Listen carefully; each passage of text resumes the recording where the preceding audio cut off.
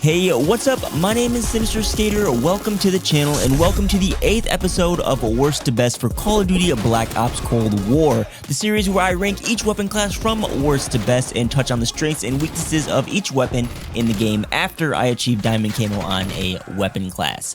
This episode, we're covering the pistols, which leaves us with the launchers and the melee weapons left to cover until we've done every single weapon in the game, and I think I'll be combining those two into one video, so subscribe so you don't miss that episode when it comes out. Seriously, consider it. Look at the graph. Most of my watch time comes from people who are not subscribed to the channel, and that ratio is kind of embarrassing. So consider subscribing and turning on notifications. Remember, if you enjoyed the video, hit that like button. And if you have a different opinion than my own worst to best list, share them down below in the comments. But at number 3 here, the worst pistol in Black Ops Cold War, in my opinion, is the Magnum, which is a slow-firing, high-damage semi-auto pistol. And it hurts me to place this so low because it's my favorite pistol to use. It's an absolute beast of a weapon when you use it in akimbo, but in semi-auto, it's pretty trash. Let's start with the semi-auto mode. It is a 2-shot kill within its 19-meter range cutoff, which means you're getting a 333 millisecond time to kill, which is the slowest time to kill between the pistols, and if you miss a shot, your time to kill increases drastically because it has a slow fire rate.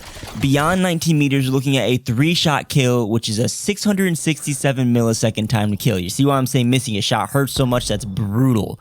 If you use the task force barrel, that will allow you to 2-shot beyond 19 meters as long as you're landing one headshot, but it's still a relatively slow time to kill. I don't really think using the task force barrel is worth it solely just for that damage increase. You are unable to one-shot headshot whatsoever with the Magnum in this game. If you could, it definitely would be ranked at number 1 because it would be like a high skill weapon that would reward you for precision, but that's just not the case in Cold War, sadly.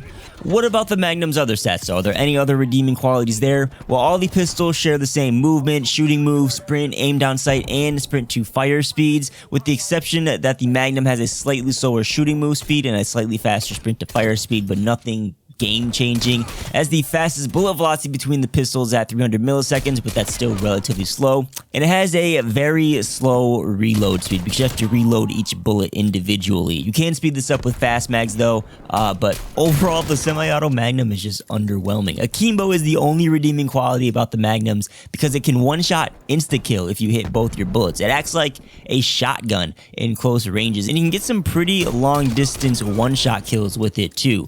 The Akimbo Magnums are very powerful and they're very fun to use. Again, it's my favorite pistol configuration in this game. I definitely recommend you try the Akimbo Magnums out, but overall, the Magnum is just underwhelming, which is why it's the worst pistol on this list. At number 2, we have the 1911, which is a standard semi-auto pistol, and to be honest, I don't really like using this weapon. You can practice with it and learn how to use it, and it will absolutely put in work. It can be powerful, so much so that it's banned amongst the CDL pros. It will always be a 3-shot kill under 19 meters, looking at 300 millisecond time to kill. Beyond 19 meters, it will be a 4-shot kill unless you can land one headshot. That will reduce your shots to kill to 3.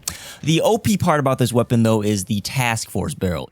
It will be a 3-shot kill at any range with this barrel, and you can 2-shot headshot with this under 19 meters, which is 150 millisecond time to kill.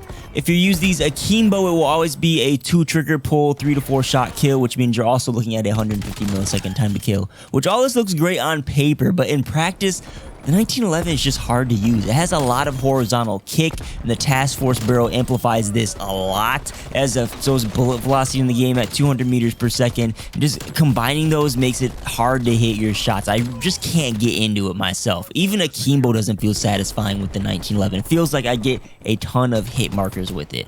But overall, statistically, it's better than the Magnum. It has the fastest time to kill among the pistols, so it's like statistically the best weapon. It's a great backup weapon to pull out and finish enemies off with. You can do well with it. I can do well with it. If you have sick aim, you'll love it, but I don't like it. I like the pistol that is at the number 1 spot here, the best pistol in Cold War in my opinion, which is the Diamond.